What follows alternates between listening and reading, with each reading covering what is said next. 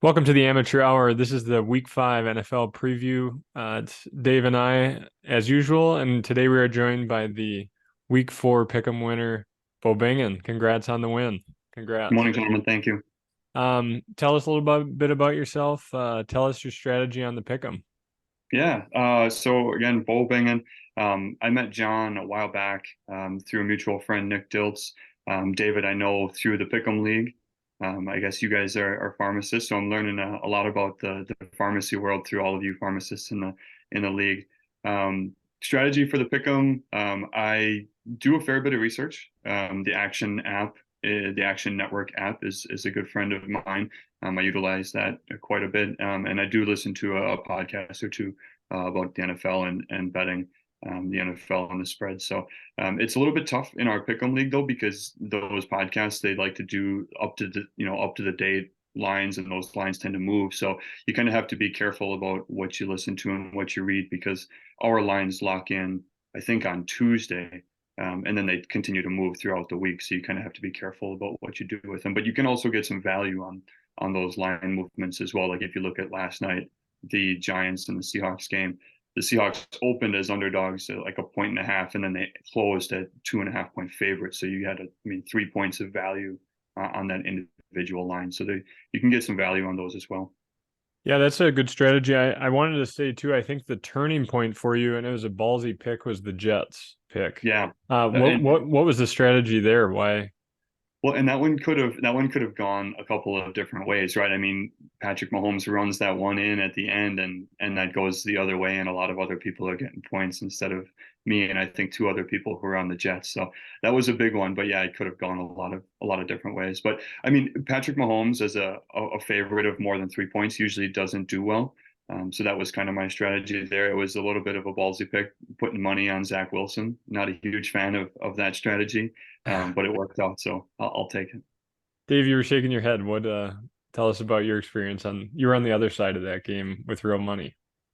Well, yeah, I was driving home from Chicago and I had the game on. I had $20 on the Chiefs minus 8.5, and $20 may not seem like anything to you guys, but that's a big bet for me. I'm usually a pretty small better, so that's a 4 unit play for me. Oh, And Pat Mahomes is running wide open into the end zone. I'm celebrating early. He slides down, and I have never said so many curse words in a matter of 30 seconds of my life. I hate Patrick Mahomes already, and that just made me hate him even more. I think he needs to be investigated by the NFL. He obviously had the Jets plus 8.5. Taylor Swift obviously had big money on the Jets plus 8.5, and they're in cahoots. So I'm sick and tired of Taylor Swift. I hate Patrick Mahomes. I'm worried about this Taylor Swift thing. I think the Chiefs are going to just coast to the Super Bowl and probably win again because who knows, the NFL with the ratings and all the women that are going to start watching. So I for hate the Patrick Swifties. Mahomes. That's the point. Yeah, they want to appease the Swifties. I did want to say on that game that I felt that holding call on CJ or Sauce Gardner Yeah. was the freaking ref didn't even reach for it in his pants until it was an interception. It was the most egregious call on like 3rd and 22. I was a little bit, and it reminded me somewhat of that Super Bowl. Do you guys remember that Yeah. Super Bowl Mhm. last year? Yeah, That was a similar Bradbury. call. Yeah. Yeah, and it's getting to be a little. I don't know. I don't want to sound Something's like fishy. Something's yes, fishy, NFL. right. Another weird coincidence, Yeah. but But Mahomes is kind of getting to that status where he's going to get the benefit of the doubt yeah, from referees. Like he's just going to get things that seem to break his way. I think Michael Jordan kind of got that too, didn't he? In the Yeah. NBA, I know there's a lot of Jordan fans in Chicago, but I think anyone that I was not, but anyone that was a fan of the NBA in the '90s said that he got away with the most egregious shit because he was a Oh, yeah. superstar and making the league money, you know. Do you guys want to talk about your surprise games of the week besides Patrick Mahomes sliding? Sure. I'll jump right in. My surprise game of the week, and I think I'm just out on this Pittsburgh team. Pittsburgh down in Houston just got mollywomped. I mean, they were not in that game from the opening possession. And I don't know, CJ Stroud looks like he might have it.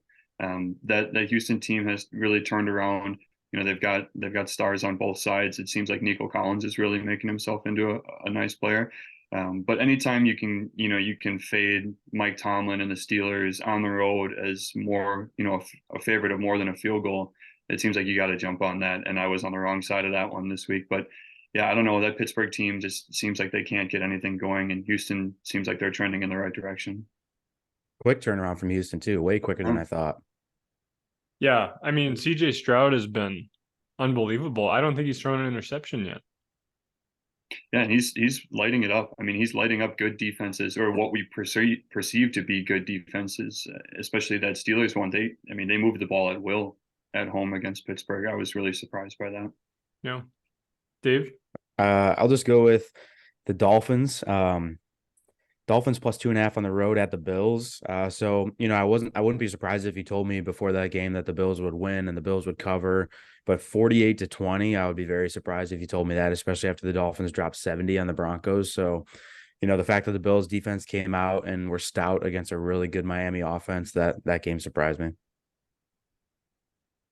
It seems like that Miami team is really top heavy, like really top heavy. Like you lose Hill and you lose Waddle on that offense, and it seems like their receiving core is really, really mediocre. And they lost Armstead like midway through that game, and it seemed like the pressure on Tua really ratcheted up, and that's when the Bills took over. Yeah, that was another surprising one. I'm going to go with the Titans just curb stomping the Bengals. I think they won 27-3. If you were a Joe Burrow believer, I think it's tough to keep believing at 1-3, but crazier shit has happened. The Bengals just have looked atrocious through 4 weeks. So hoping they can turn it around, because I myself like Joe Burrow and they got a lot of fun young wide receivers. But I don't think anyone expected that, because the Titans have, I don't know, everyone shit on the AFC South at the beginning of the year, but the Texans don't look bad. The Titans don't look terrible, and the Jaguars, they have dropped a few, but they seem decent as well. So this might not be as easy of a division as everyone thought early on. And I think Richardson is the real deal in Indianapolis. I think it's going to take some time with him, but he seems like he's got it too. So I don't know, that whole team can be frisky. And he's pretty raw, but he's really talented. So I think, like you said, it's going to take a little time, but I think he was a good pick for them. Yeah. Almost came back against the Rams, right? Was that in overtime? They pushed they completed the comeback. They just couldn't, quite pull it off. I mean, they got that game tied and took it to overtime. But yeah. So what do you guys think it is with the Bengals? Because I haven't been able to catch any of their games, and I don't really know. I've seen them get curb stomped in a couple of games. I don't know what it is. Is Joe Burrow still hurt, do you think? Or, I mean, from what I understand, they're running everything on their offense out of shotgun. So it's like they're not under center at all. And it's hard to get a consistent run game going if you're just playing out of shotgun. But I don't know what it is with that team. They just can't seem to move the football. I think their offensive line is really bad. I think that was always kind of a concern. Like, there was that joke going around when they first drafted Jahmyr Chase in the first place. They were like, yeah, Joe Burrow's going to have a sweet time passing to Jahmyr Chase when he's on the ground after being sacked, So they should have probably reinforced that offensive line, but it's hard to say he should have passed up on Jahmyr Chase when he's been amazing so far. But they need to focus on offensive line, because Joe Burrow has no time. And like you said, he is still kind of injured. I think his calf, he probably came back a little bit too soon. But I think he kind of looked at it as like, I'm going to be the savior to this team. And maybe he's like the detriment right now. So maybe he should have allowed himself to heal up a little bit more than he did. Yeah, I'm thinking, from what I've read, that injury's bugging him and he can't avoid the sacks, is what the little bit that I've read about it or listened to. But I don't know. I haven't had a chance because they haven't played in primetime yet, have they? Yeah, they played. Or did they? They did play. Yeah, they played one against the Browns, I think, and they won. They won that game and covered. Which was when I thought they were going to be back, and then this game happened. The Bengals are my lock of the week this week, if you listen to last week's episode, and obviously that didn't go very well for me. So that's the David Wood curse, and that was that field goal there on the first drive was all the points they got the rest of the game. T. Higgins was out, I think, as well. That doesn't help. That doesn't make whatever it was 24-point difference, but that doesn't help. But they haven't been able to get guys the football much at all this year. I mean, Higgins has been a pretty big disappointment. I've got him on my dynasty fantasy league, and he had one decent game, and everything else has been 5, 4, 3, 6 points somewhere in there. And he's got a fractured rib now, so I don't know. He says he might play this week, but I would be surprised if he actually goes and is effective. Yeah. Do you guys know who are they matched up against this week? They're in Arizona, I believe. Okay. Favorite. I think they're 3-point favorites right now in Arizona, which is again shocking. But because that Arizona team has been frisky and Cincinnati looks awful. Yeah, that's a scary one. That's going to be a scary line this week. Dave, can you cover our quick how we did on our locks of the week from last week and our studs? Yes. As I mentioned, I had the Bengals -2.5 at Tennessee. That did not go well for me. So that's a loss. You had the Buccaneers +3.5 at New Orleans. They won and covered, so good job. And then Bill, who was not on the podcast but made some picks after his win, picked the Cowboys -6.5 in a little game after their shit game against the Cardinals, and they won and demolished the Patriots. So good job, Bill. That brings the record for the season to me for 2-2, you to 2-2, and the guest to 1-2. So let's see if Bo can bring him back to even 500 this week. Then for the locks of the week, I had Jacoby Myers had a whopping 4.3 points. Marvin Mims that you had was 5.7, and then Bill had Chris Olave who had 0.9 points. So I had the most points. I would give the turd of the week to Bill, but I'm not going to give any turds of the week to the guest because that's just not fair to them. So I'm going to give the turd of the week to myself. Because I finished lower in the pick'em this week. So that's when I do these fantasy studs, I try to pick guys that are not on my fantasy team because when we pick them, they always do terribly, dude. Terrible. Now in week 2, Nico Collins 26, DeAndre Swift 30. Oh yeah, we had a good week too. Yeah, there's a little bit of a gem there. That's a great week. Other quick thing I did hear that the Patriots got curb stomped, and then they also have 2 big injuries, right? That what's that? Judon. Yeah, Matthew Judon and Christian Gonzalez, who's a rookie corner out of Oregon. And like serious injuries where they're gonna miss at least a few weeks, it sounds like. So yeah, labrum and bicep, which are neither fun for defensive players. Okay. Yeah. The Patriots team is just bad. Like they're just not a good football team. They're not explosive. They're not fast. They just can't do anything against anybody. It seems like. Mike Harvey, who you guys might know, reached out to me in his dynasty league. He wanted to trade Daniel Jones for Mac Jones. And I said, like, dude, Daniel Jones sucks, but Mac Jones is worse. And then I think Mac Jones got like 0.1 fantasy points this week or something. I mean, he is bad. They're calling for his head in Boston. I think people are sick of him. And he's like a dirty player too. He's like a Grayson Allen of football. He's like hitting people in the nuts and trying to kick people and tripping people. He's just like a bad dude, it sounds like. Yeah, he is. I mean, like it's got to be a very humbling for these guys, you know, because like Stetson Bennett's another guy, like they're ballers in college because they go to these great SEC schools and they get to the NFL and they just they look like little boys out there, you know? Yeah. I'm sure it's humbling when you're the big man on campus and then you go to just getting sacked 5 or 6 times a game. Yeah. NFL's a different beast, man. Grown ass man. That's for sure. It is a different beast. Do we want to get into your guys' locks of the week or yeah, let's start with that. Sure. I'll go first. I'm gonna take the Dolphins at home against the Giants. I don't care what the spread is. I watched that Giants team last night, man. They can't block anybody.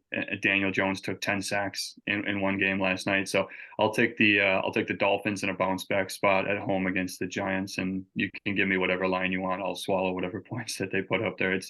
It's 11 right now, so I'll take the Dolphins points. It's a good pick. Yeah. Dave?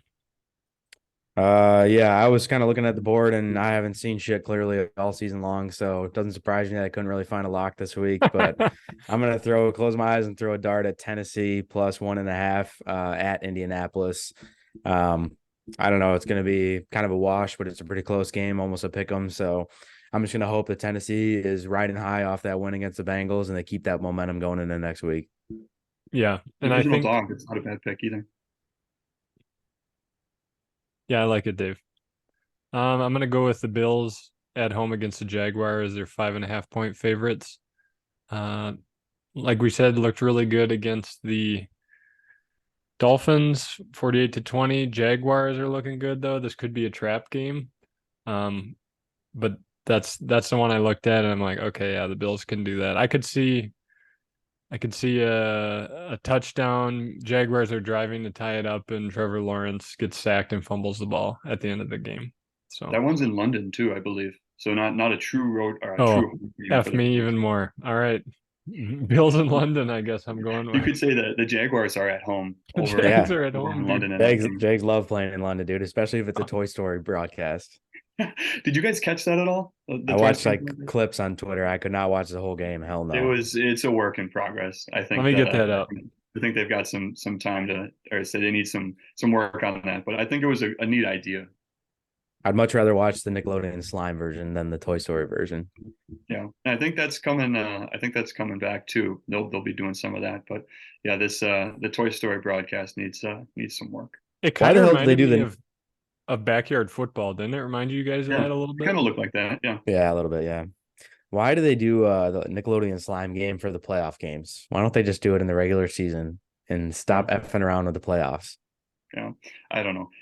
I'm sure it's just another ploy to try and increase viewership and whatnot, bring a new generation of football watchers into the game. But I don't know. For a playoff game, I think you're right. I think it's a Yeah, poor timing aspect. don't you think you'll have enough viewers during a playoff game? Like the NFL is just so desperate and horny for views that like they make Mitchell Trubisky the laughing stock of the NFL and make him the slime player of the game in an NFL playoff game and loss for the Bears. You So know? it's bad enough that we lose, and the next thing you know, he's getting slimed on after a sack and wins some stupid ass Nickelodeon trophy. Yeah. But then again, you look at who they put on that game, and it's Mitchell Trubisky at noon on Saturday or something like that. So I mean, it's the lower window from Yeah, viewership, but yeah, yeah, that's a fair it's kind point. of funky. They're not putting Bills Bengals on there. Right.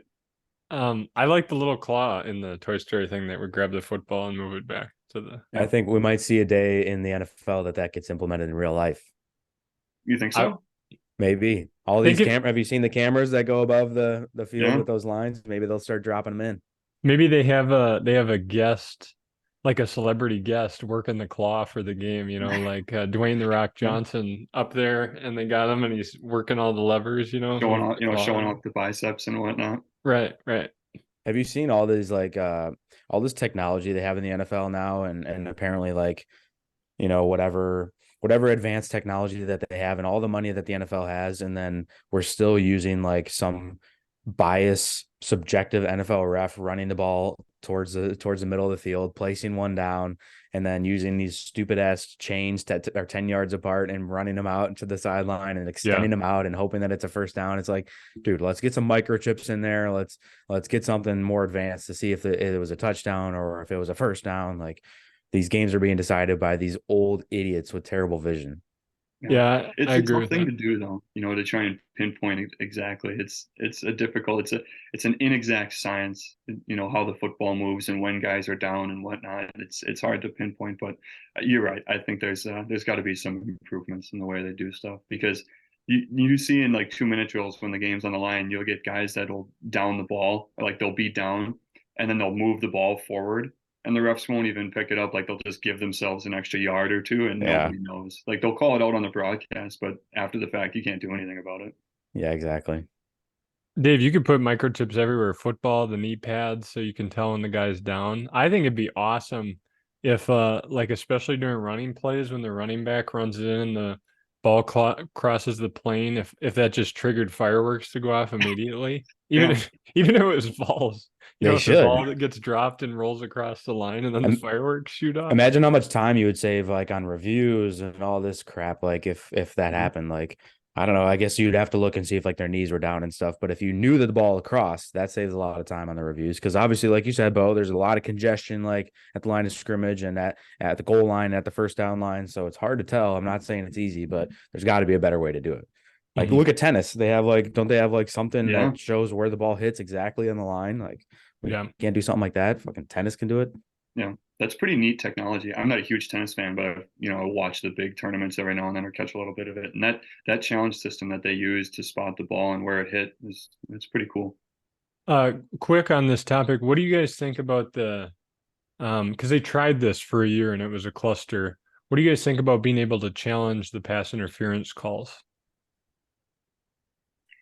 So my theory on the NFL and its challenge system is that you should have a broad challenge. Like you should be able to challenge anything one time in a game. And like you can do it, I mean, you can phrase it however you want, but like you should be able to challenge anything you want. But so many of the penalties in the NFL are so subjective. Like you could call, like people say it all the time, you could call holding on every play. So I think it's so, it's so ambiguous. You could go either way with it, but I think you should be able to challenge anything at any point, if you really want to. And if you get it wrong, then okay, you're done. Or if you get it right, you get another one, you can do it however you want. But I think anything should be reviewable and challengeable. Like even if you look at the Packers game against the Lions, they ran a play with zeros on the clock. Like they should be able to challenge, the Lions should be able to challenge that and go back and say, hey, the clock had run out. They shouldn't be able to run this play. Like, why is it that certain things are reviewable and certain things are not? So that's my take on it. I agree with that take, Dave. Yeah, I think that's a fair take. I think the year that they tried it, it was like almost none of them were overturned, right? They just like defaulted to whatever the ref originally called on the field because of how subjective it is, maybe. And I don't know. I think it's a hard thing to do. I think it slows the game down a lot. And I think if they do reverse a lot of them, then they get the challenge back, and it just like it's a tumbleweed effect where it just keeps happening and the game slows down even more. So it's a tough thing. Like that. This whole thing started with that Saints playoff game against who was that? The Rams. Yeah, when the Rams went to the Super Bowl. And it was like an egregious call. So like in those moments, you wish that it was implemented. But then when you're watching Tennessee beat the shit out of the Bengals in week 4, and then they're throwing challenge flags on some stupid play, you're like, let's just get this game going. Come on. Yeah. Yeah. That is the thing about football. I think when these teams are so close in skill, unfortunately, sometimes the refs can just tilt it enough one way or the other, whether they mean to or not. I don't really think there's a big conspiracy, but a lot of these teams reffing the Chiefs games, then they're absolutely reffing it to go one way or the other to appease the Taylor Swift Swifties. Yeah. Mm-hmm. Yep. Yeah, but it's tough because a lot of these teams are so close in skill, unless you get like a blowout in these big games, which sometimes like that. Remember when the Chiefs went and played the Buccaneers in the Super Bowl and they got just shit on? Like then it doesn't matter, but these close games, you're just gonna have one fuck up at least, Maybe you implement it just for playoff games because that's determining like obviously the outcome of the game and the winner that advances in the playoffs. Like, but you could argue that the same for the regular season. Like there's obviously teams that finish with the same record and have tiebreakers. And so it's a hard thing to make a decision on. I got to give Roger Goodell some grief on that one. It's definitely, you look at it all with that many players and how big the personnel is on these teams, like the staff, you realize how much luck goes into winning an NFL game. You know what I mean? The ball bounced your way. Yeah, I was at that. I was at the Bears game this weekend. Oh, you were? Yes. Yeah. So I forgot you were there. I mean, obviously everybody's going to look at that game, look at the final score, look at the comeback that the Broncos had, and laugh in my face, and I deserve that. But it was one of the most fun experiences I've ever had. It's the first time I've ever been to a Bears game. So I was surrounded by other Bears fans. I went with Jackie, my girlfriend, and one of my best friends, Nate, who's also a diehard Bears fan. So just being there and at least being up 28-7 at one point, they're scoring. There was a lot of scoring. It was exciting. The whole place was cheering together. There was, bad calls. The whole place was booing together. And then obviously the comeback happened and that was just, the whole place was depressed together. So it was a good feeling of community. And at least it was a high scoring game. I was worried I was going to spend all this money to go to this game. It was going to be like 7-3 Broncos final score. So overall it was a good game. Unfortunate comeback, loss there. I don't blame Justin Fields. I think he had a good game. Fumble obviously sucked, but the guy was in his face like a second after the naked bootleg, so I can't really blame him there. The defense is terrible. Matt Eberflus needs to go. If he's calling plays and they're having that kind of comeback, obviously the defense is something to point to. So tough game overall. Go drop to 0-4 on the season. It just brings up, NFL draft talk, Caleb Williams talk, but I don't know. I'm still riding with Justin Fields. I know probably I look like an idiot for doing that, but I love the guy. I think if you stick with him and build around him and get a good offensive coach in there, I think they can take this team in a different direction. Yeah, he played well, I thought. What was your overall thought of your first NFL game? I'd been to a Packers game in the past. Oh, So okay. I've been to Lambeau against when they played the Bengals. It was like a week 2 game when I was probably 12 years old. But NFL games are a different beast, man. I've been to a couple college games, and those are always a good time and a lot of fun. But I think like NFL fans like know their shit, I think, more than college fans. And so it was fun to be like in that atmosphere, fun to be there. Obviously it's a big deal. I've watched NFL my whole life, so being there like in the flesh is always fun. So it must be a great time for you to have season tickets and go to a lot of Packers games. Yeah, it is fun. Bo, what's your take on Justin Fields? He had a really great game. A lot of people were out before this week 4 game. Where were you at? So I didn't see any of this game. I followed it just based on the box score and along on ESPN. So I didn't really catch any of this game. But I mean, throughout the game, it looked like Justin Fields was having a fantastic day. At one point, he was 9 of 9 for 150 yards and 2 or 3 touchdowns or something like that. So I mean, you can't really knock him for what happened in that game. But I was going to ask David. I don't really know what happened in the second half of that game. It seemed like the Bears must have sputtered offensively and let Denver back into it. Was it turnovers or what was the situation there? So they got pretty conservative, I would say. So in the first half, like I was actually really, really pleased with the play calling. They were rolling Fields out. He was, getting out of the pocket, finding the open receiver, reading the defense well. And then I think they started to get conservative in the second half. They're running the ball more and not having as much success with the run game. They weren't running Fields as much as they were in the first half. And then towards the end, after that fumble happened, then the Bears got the ball back with the tie game, and I think they ran it first, second, third, and fourth down. There's a couple poor decisions throughout the game, which just made me like frustrated with Eberflus, and the whole stadium was frustrated with him. Like in the first half, the first drive of the game, Bears they got the ball first. They're kind of driving, had the ball at like the 50 or so, 4th and 1, 4th and inches, and we punt. So like the whole place was booing, just like total momentum, giving it back to the Broncos. The Broncos end up scoring. So it's 7-0, we're down. And then go to the flash forward to the second half. We have the ball, we're tied, and it's a 4th down again. We can put the offense out there to try to get him to jump off sides. We're in field goal range, by the way. Tie game with like 2 minutes left. Put the offense back out there, try to get him to jump off sides. Doesn't work. Call timeout. Put the offense back out there and do a shotgun handoff to Khalil Herbert, who probably the wrong running back to give it to in that moment if you're going to run that stupid ass play. Get stuffed. They get the ball back with 2 minutes left, go down, kick a field goal, and ultimately end up winning. But it was like you got to just take the points there and then see if, force the Broncos to either kick a field goal to tie it or score a touchdown to beat you, not give it back to them on your 30-yard line with a tie game with 2 minutes left, in the game. So that was a really poor decision at the coaching staff there, and then terrible play calling if you're going to go for it. So I think the whole place was just fed up with Eberflus. Yeah, it seems like that Bears team is headed for a strip down and rebuild, like a complete and utter rebuild. And it works out too because Carolina is awful as well, and they have Carolina's first pick in the draft this year, so they could very well end up with the number 1 and number 2 pick. A long way to go. We're only a quarter of the way through it, but that's a very good possibility at this point. And if you have that opportunity, if you can get a QB like Caleb Williams and a wide receiver like Marvin Harrison Jr., I mean, that's a pretty good tandem to build around. And you keep a couple pieces here and there, but it seems like they're headed for a complete makeover. Yeah, and even if you like Fields at that point, like if Caleb Williams is there and he's had all this talk about like not wanting to play for certain teams and saying that he'll come back to college. He listed his 5 teams that he wants to play for, and the Bears were not one of them. Surprise, surprise. So that's gonna like make a really tough decision for the Bears. Like, do you pick him and like hope it's not an Eli Manning situation? Do you lay off of him and then see another team pick him and he's the next Patrick Mahomes? Like, I don't know. I think he's a little bit of an overrated prospect, but I think he is such a high rated prospect that you can't pass him up. Oh, okay. I'm on the complete opposite side. I think he's it. I think he's the real deal. I would honestly, if you look at it, I think he's a fringe top 10 NFL quarterback right now. I think he's got everything you need. I think Holy he's shit. fantastic. Yeah, I think he's an amazing prospect. Yeah, I did watch that USC Colorado game, and I don't know, I think that offense for USC put up like 48 or 50 points. It's He every week. he It's every looks week you can't stop phenomenal. him. Yeah. And he's a really good pocket passer as well, right? He doesn't really need Yeah. to run out When and he run runs away. around, he's really athletic.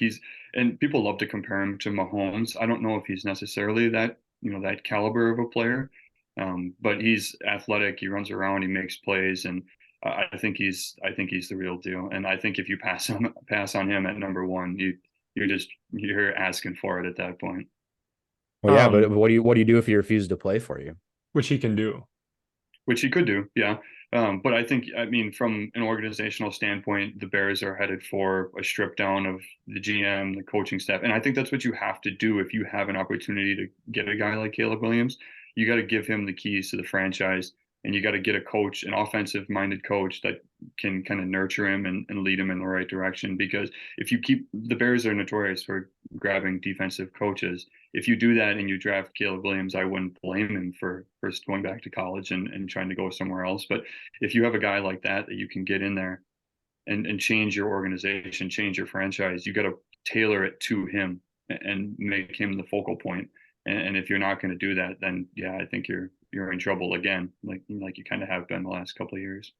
I mean, even if he won't play for him, Dave, that pick is like worth as much as any pick ever could be. So I'm sure they could, like, if they talk, because they get a chance to talk to these guys before they draft him, and he's like, absolutely, I will not play for you.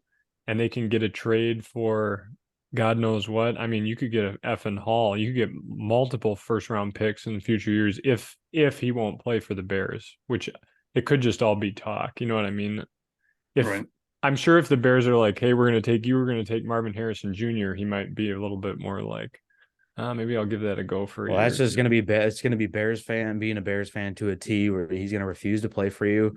And even if you trade, like, he's going to go to a different team and he's going to be this amazing superstar, and it's just going to be another 20 years of depression. And so we'll see what happens. It's going to be, a lot of time until we cross that road. Yeah. But I don't know. Selfishly, I hope that happens. I mean, I don't want to be playing against Caleb Williams twice a year as a Packers fan, but No. that's just my perspective. No matter what quarterback the Bears have, they're going to suck. It's inevitable. See, I think a key piece of this is that they have to get away from Soldier Field. I think that hampers them as a team significantly, because you get late into the year and you're playing in the cold and in the wind right on the lake like that. It's hard to play offense in that kind of weather. So if you get into that Arlington Heights new, place or whatever, and you build a dome, I think you're in a much better place and you can kind of build offensively, because the Bears have never been able to do that. Hey, let's get our fantasy studs in quick. We got 6.5 minutes left. Okay, I'll take all of the Lions running backs at home against the Panthers, because the Panthers are just awful as a team. So you could pick, take your pick of Lions running backs, Gibbs, Montgomery, whoever it is. I'll just take all of them. But if you have to pick one, if you had to do Montgomery or Gibbs, Montgomery was a star last week. I'll take Gibbs this week, because I think he's a dynamic player and I really like watching him, even though he's a Lion. I don't love that, but I think he's a really good player, so I'll take him. Yeah. David? I got a fun one this week. Jaleel McLaughlin. Yes. I had some exposure to him last week at the Bears Broncos game. He's really quick. He's agile. He really impressed me coming in and replacing Javonte Williams. So I think that even though he faced a pretty tough defense, I think they play the Jets. I think whatever his name is. Piran? Are you talking about the Chiefs from Rutgers, running back number 10? Oh, Pacheco. Yeah, Pacheco exposed them last week. He had over 100 yards. So I could see McLaughlin having some success against them, even though they're a pretty stout defense. So I'm going to go with McLaughlin. Nice. I'm going to take Zach Ertz. They play the Bengals.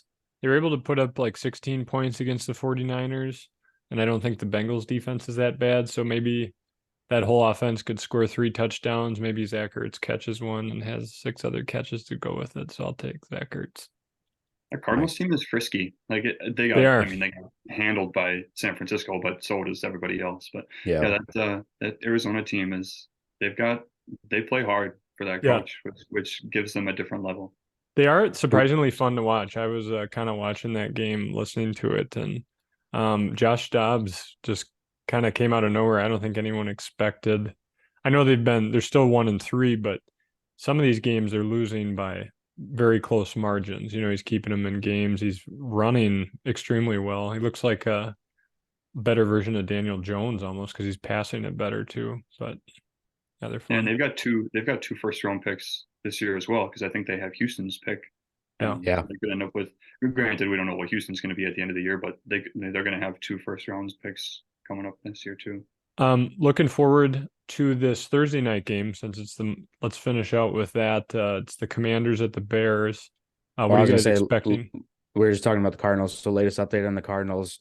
Kyler Murray, as of September 30th, they said he's likely weeks away. So might come back in a few weeks. So that could be exciting to see if he comes in and the Cardinals are decent, with him. But like you said, Joshua Dobbs has been playing pretty well for the Cardinals. So yeah, Bears Redskins on Thursday night should be interesting, I suppose. I'm sure the Bears are going to struggle once again. They're not really good on primetime ever. So I would take the Cardinals or the Redskins with the points against the Bears if I was going to be giving any betting advice.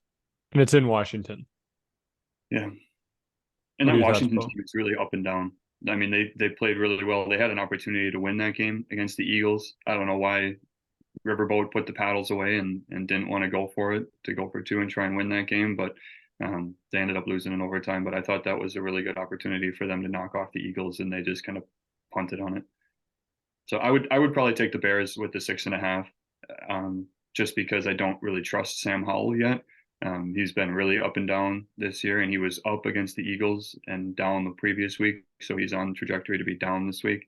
Now I don't know if that's going to happen or not, but I would take if I had to pick, I would pick the Bears in the points. And then we finish.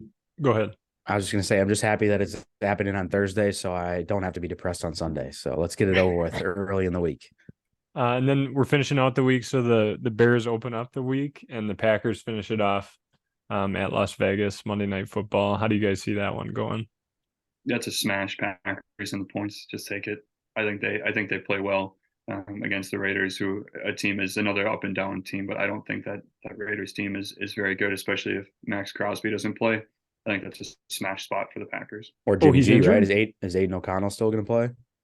I guess I don't know. We don't know about that either yet, because I think Jimmy G's still in concussion protocol, right? Yeah, I think so. I think he is. Did Max Crosby get injured? I don't think he played last week. Did he play? I know he he did. was on the injury report. I think he played last week against the Chargers. Oh, he did play? Okay. So yeah, even if he does play, I mean, I like the Packers in that spot. Yeah. It's the first week of bye weeks, so that's going to be tough on some fantasy teams. I'm looking at my rosters right now. I already have pretty shit teams, and it looks like I'm going to be taking some L's this week, putting some people on the bench. So, yikes. Look to Jaleel McLaughlin. Look to Jaleel McLaughlin. Yeah, if he's available, pick him up. That's a waiver wire pickup right there. Yeah. Quick shout out. I know it's an NFL podcast, but MLB playoffs start today. So I see the Brewers flag in the background and the Brewers t-shirt on. So they play, I think, tonight against the Diamondbacks. They're hosting them in the best of 3 series. And then my Rays host the Rangers at home in Tampa. They play every day at 2 p.m. So I'm going to be working, which really sucks. But go Rays, go Brewers. Hopefully we meet in the World Series. That'd be fun. But hopefully. Hey, thanks for coming on Tuesday morning, boys. Absolutely. Thanks for having me, guys. Good win, Bo. Anything for the pod. Congrats, Bo. You deserve it. Hey, we'll be cheering for the Bears on Thursday, baby. Yeah. Thanks, guys. We need it. Have a good Tuesday. All right. See you guys. Bye.